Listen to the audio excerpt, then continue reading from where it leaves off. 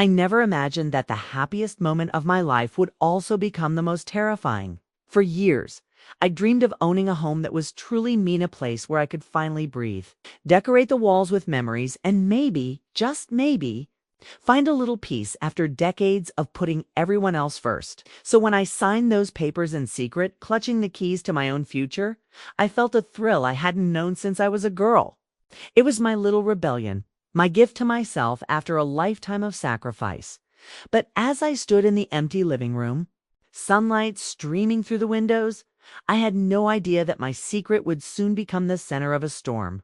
I thought I was starting a new chapter, one where I could finally put myself first. Instead, I was about to discover a betrayal so deep it would shake the very foundation of my family. It started with a few innocent questions from my daughter-in-law questions that, at first, seemed like simple curiosity. But there was something in her tone, a glint in her eye, that made me uneasy. I brushed it off, telling myself I was being paranoid. After all, what harm could come from a little excitement over a new house? If only I'd trusted my instincts, because what happened next would force me to question everything I thought I knew about loyalty, family, and the price of keeping secrets. And as the truth unraveled, I realized that my dream home might become the battleground for a fight I never saw coming. But the real shock, I never expected who would be standing on the other side. If you'd asked me 10 years ago what my life would look like now, I would have painted a picture of quiet mornings, laughter echoing through a house filled with grandchildren, and the gentle comfort of family close by. I grew up in a small town where everyone knew each other's business and family was everything.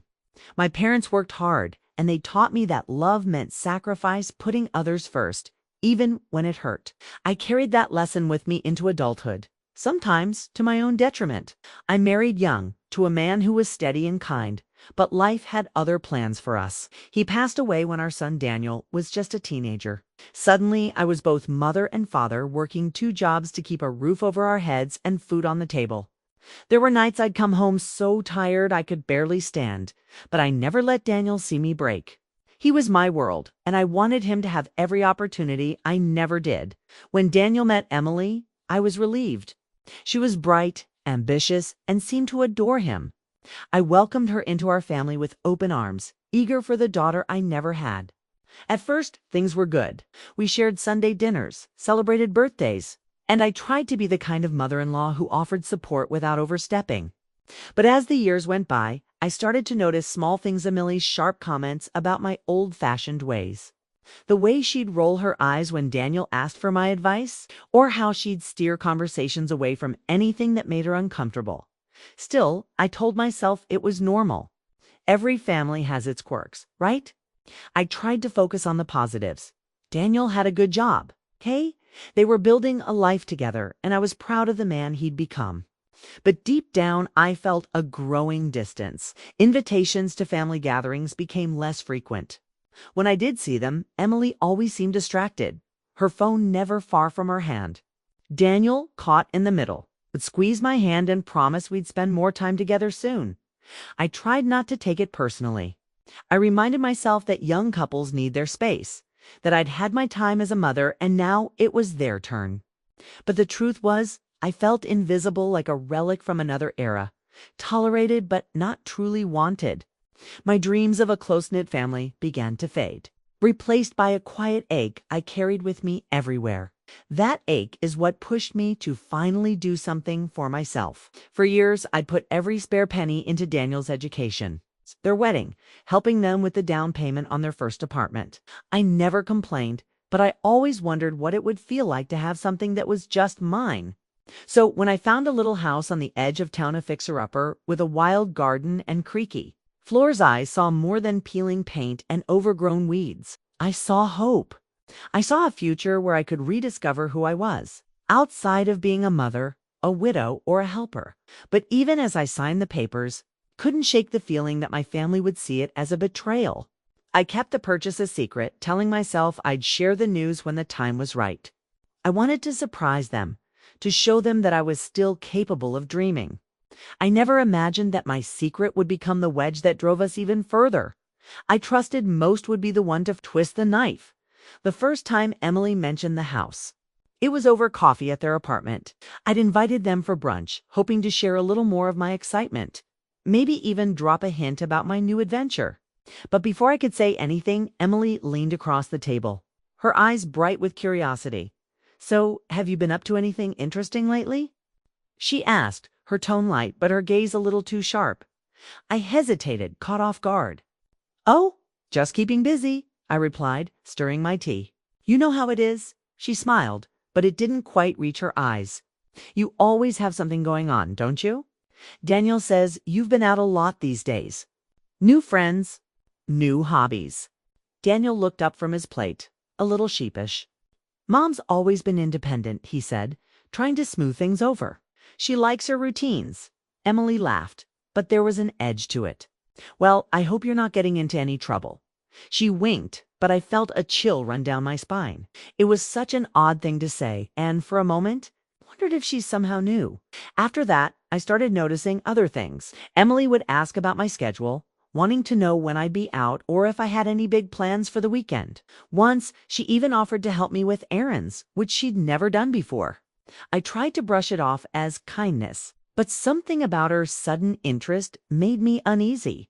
One afternoon, I caught her driving slowly past the new house. I was inside painting the living room when I glanced out the window and saw her car crawl by. She didn't see me, but I saw her eyes scanning the property, phone in hand. My heart pounded. Was it just a coincidence, or was she checking up on me? The next day, Daniel called. "Hey, Mom, Emily said she saw you near Maple Street. Are you helping someone move?"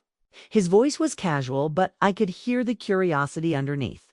I hesitated, not wanting to lie, but not ready to reveal my secret. "Just running errands," I said, forcing a laugh. "You know me, always busy." He seemed satisfied, but I could tell he was puzzled. I hated keeping things from him, but I wanted the house to be a surprise, a symbol of my independence, not a source of drama. But Emily's questions kept coming. At dinner one night, she asked, "Have you ever thought about downsizing?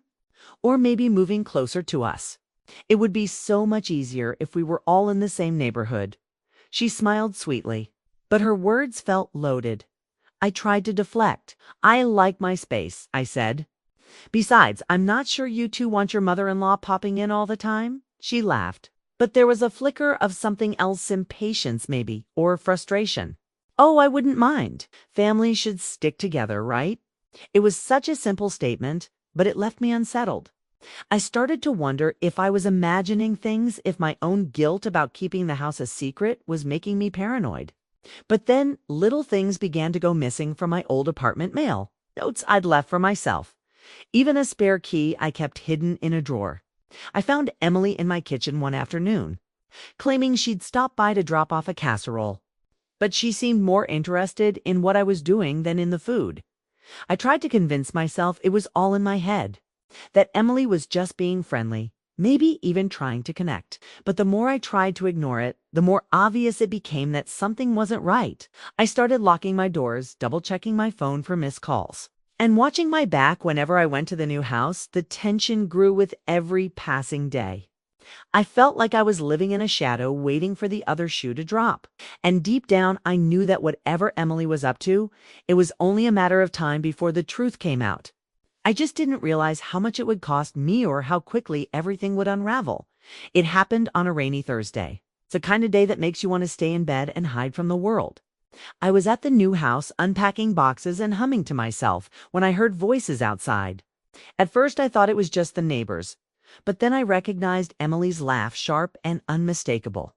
I peeked through the curtains and saw her standing on the porch with her mother and younger brother, all of them huddled under an umbrella, pointing at the house and talking animatedly. My heart thudded in my chest. Why would Emily bring her family here? I hadn't told anyone about the house, not even Daniel. I pressed myself against the wall, listening as best I could.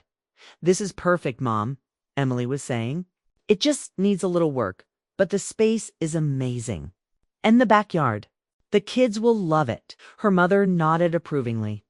"You're sure your mother-in-law is on board with this?" Emily's voice dropped, but I caught every word. "She's getting older. She won't need all this space.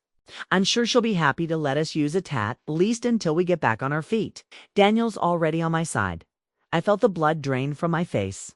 My house, my sanctuary was being discussed like a hand-me-down, a temporary solution for someone else's problems. I wanted to burst out the door and demand an explanation, but I was frozen, caught between disbelief and anger. After they left, I sat on the floor shaking. I replayed the conversation in my mind, searching for any sign that I'd misunderstood. But the truth was clear. Emily had been plotting to move her family into my house, counting on my silence and Daniel's loyalty to make it happen. That evening, I called Daniel. My hands trembled as I dialed his number, unsure of what I would say. When he answered, his voice was warm, oblivious to the storm brewing on my end. "Daniel, I need to talk to you about something important," I began, trying to keep my voice steady. "Sure, Mom. What's up?" I took a deep breath. I know about Emily's plan. I saw her at the house today with her family. She was talking about moving in. There was a long pause. I could hear him breathing, the weight of my words settling between us. "Mom, I didn't know she was going to bring them there. She mentioned the idea, but I thought she was just dreaming out loud. I never agreed to anything." I felt a flicker of hope, but it was quickly extinguished by the memory of Emily's words. "She said you were on her side." He sighed, sounding tired and defeated. "Emily's family is struggling. Her mom lost her job and they're looking for a place to stay. She thought maybe we could help, just for a little while." I told her it was your house, your decision. I wanted to believe him, but the betrayal stung. "Why didn't you tell me? Why did I have to find out like this?" He was silent for a moment. "I'm sorry, Mom. I should have said something. I just didn't want to upset you." The conversation ended with more questions than answers. I hung up, feeling more alone than ever. The house that was supposed to be my refuge now felt tainted, invaded by secrets and expectations I never agreed to. That night, I lay awake replaying every interaction with Emily. Every moment I doubted myself. I realized how easily I'd been manipulated, how my desire to keep the peace had made me vulnerable. But as the rain tapped against the window, something inside me hardened. I knew I couldn't let this go, not this time. What happened next would test every boundary I'd ever set, forcing me to choose between keeping the peace and standing up for myself. I had no idea how my family would react or what I might lose in the process. But I was done being silent. The next move was mine. The days that followed felt like living in a fog, every conversation, every glance thick with tension and unspoken accusations. I tried to go about my routine, but nothing felt normal anymore. The house, once a symbol of hope, now echoed with the memory of Emily's words and the knowledge that my own family saw my independence as something to be negotiated away. The first confrontation came sooner than I expected. Daniel showed up at my apartment, his face drawn and tired. He barely waited for me to open the door before he started in. "Mom, we need to talk. Emily's really upset. She thinks you don't trust her, and honestly, I don't know what to say to her anymore." I motioned for him to come in, my heart pounding. "Daniel, I'm not trying to hurt anyone, but this house sits the first thing I've done for myself in years. I need you to understand that." He sat on the edge of the couch, rubbing his hands together. "I get it, Mom. I do. But Emily's family is in a tough spot. She just wants to help them. She thought maybe you'd be willing to share, at least for a little while." I felt a wave of frustration. "Share? Daniel, I bought that house with my own money. I didn't even tell anyone because I wanted it to be mine, just for once. Why is it so hard for everyone to let me have this?" He looked at me, torn. "It's not about the house, Mom. It's about family. Emily feels like you're shutting her out, like you don't care about her side." I shook my head, tears stinging my eyes. "I've spent my whole life caring about everyone else's side. When is it my turn?" The conversation ended with Daniel leaving, shoulders slumped, caught between his wife and his mother. I watched him go, feeling the chasm between us widen. Emily, on the other hand, was less subtle. She called me the next day, her voice icy. "I don't understand why you're being so selfish. My family needs help, and you have a whole house sitting empty. What are you going to do with it, anyway?" Her words cut deep, but I tried to stay calm. "Emily, I'm sorry your family is struggling, but this house is important to me. I need you to respect that." she scoffed. "You're just being stubborn. Daniel said you'd come around, but I guess I was wrong." After that, the silence between us was deafening. Family dinners were tense, with Daniel trying to play peacemaker and Emily barely looking at me. I could feel the judgment in every glance, the whispered conversations when they thought I wasn't listening. Other family members started to weigh in. My sister called, her voice full of concern. "Are you sure you're doing the right thing? Maybe you could let them stay for a little while. It's just a house after all." But my best friend Linda was furious on my behalf. "You've given enough, Mary. It's time to stand your ground. If they can't respect your boundaries, that's their problem, not yours." The contrast was stark. Some saw my decision as selfish, others as long overdue. I felt pulled in every direction, my own needs buried beneath everyone else's expectations. At night, I lay awake, replaying every argument, every accusation. I wondered if I was making a mistake, if I was really as selfish as Emily claimed. But deep down, I knew this was about more than a house. It was about finally claiming a piece of happiness for myself, no matter the cost. The fallout was messy, painful, and far from over. But as the dust settled, I realized that the only way forward was to stop apologizing for wanting something of my own. The next step would require more courage than I'd ever shown before. I had no idea if my family would stand with me, or if I'd have to walk this path alone. I woke up one morning with a heaviness in my chest, the kind that makes you want to pull the covers over your head and disappear. But as I stared at the ceiling, I realized I was tired of feeling guilty for wanting something of my own, tired of being the one who always gave in. I thought about all the years I'd spent putting everyone else first and how little of myself I had left. That's when I knew, if I didn't stand up for myself now, I never would. The first thing I did was call Linda. She listened quietly as I poured out my heart, her steady presence on the other end of the line giving me the courage I needed. "You're not wrong for wanting this, Mary," she said firmly. "You've earned it. Don't let anyone make you feel otherwise."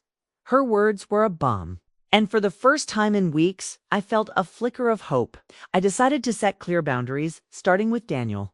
I invited him to the new house, just the two of us. As we walked through the empty rooms, I told him everything, how much the house meant to me, how I needed a space that was truly mine, and how hurt I was by Emily's assumptions.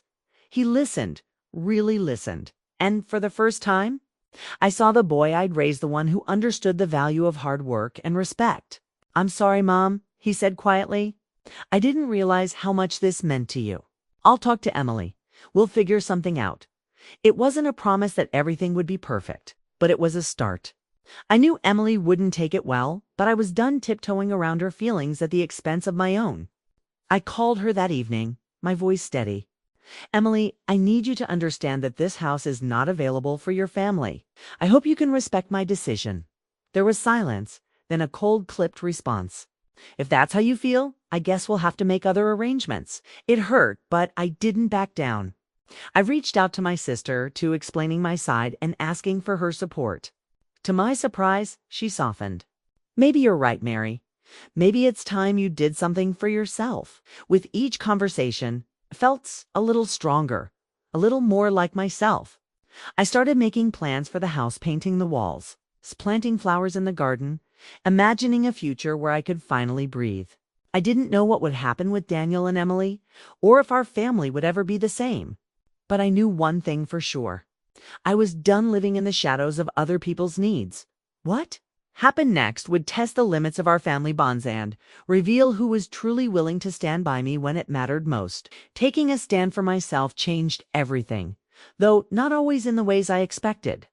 The first few weeks after I set my boundaries were tense and uncertain. Daniel kept his word and spoke to Emily, and for a while there was a chill between us. She stopped calling, and when we did see each other at family gatherings, her smiles were tight and her words clipped. I could feel the distance growing, and it hurt more than I wanted to admit. I missed the easy laughter we once shared, the hope I'd had for a close relationship with my daughter-in-law. But I also knew that pretending, giving in, would only make things worse in the long run. Daniel, to his credit, tried to bridge the gap. He visited me at the new house, sometimes bringing the kids, sometimes just coming alone to help with repairs or share a cup of coffee. Our conversations grew deeper, more honest. He apologized again for not seeing how much the house meant to me, and I could see the guilt in his eyes. "I just wanted everyone to be happy, Mom," he said one afternoon as we painted the kitchen together. "I didn't realize how much you'd given up for us." I squeezed his hand, feeling a mix of pride and sadness. "It's not your fault, Daniel. I let it happen. But I'm learning now. I hope you are too." Slowly, the house began to feel like home. I filled it with things that made me happy: old photographs, fresh flowers, the scent of bread baking in the oven. Linda came over often, helping me plant a garden in the backyard. We'd sit on the porch in the evenings, watching the sunset, not feel a peace I hadn't known in years. Not all relationships healed.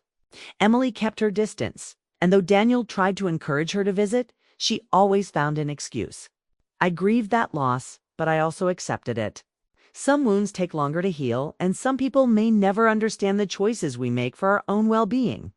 I learned to let go of the need to please everyone, to accept that I could be both loving and firm, generous and protective of my own happiness. Other family members, seeing my resolve, began to treat me differently. My sister apologized for doubting me and even offered to help with the house. My grandchildren started coming over more often, filling the rooms with laughter and life. I realized that by standing up for myself, I was teaching them something important: that it's never too late to claim your own joy, to set boundaries, and to demand respect. There were bittersweet moments. Of course, holidays where the empty seat at the table reminded me of what had changed. But there was also a quiet pride in knowing I'd finally chosen myself, not out of selfishness, but out of self-respect. The house became more than just a building. It was a testament to my resilience, a place where I could finally be at home in my own life. And as I looked around at the life I was building, I knew I'd made the right choice, even if it came at a cost. Looking back, I realize how easy it is to lose yourself in the needs and expectations of others, especially when it comes to family.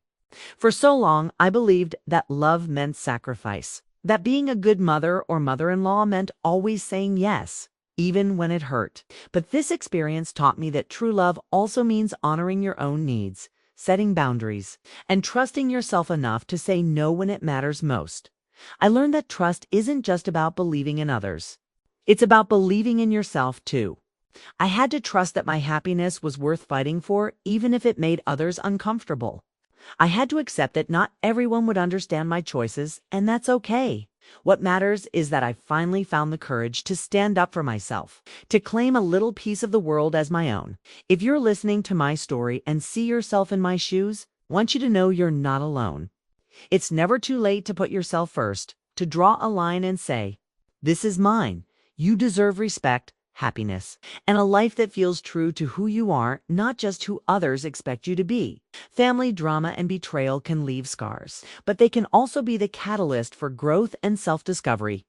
I hope my journey inspires you to reflect on your own boundaries, to have those hard conversations, and to choose yourself with pride. Because sometimes the bravest thing you can do is simply say, "I matter," too. And if you think this story was dramatic, just wait until you hear what happened when I finally decided to take a real vacation alone. But that's a story for another day.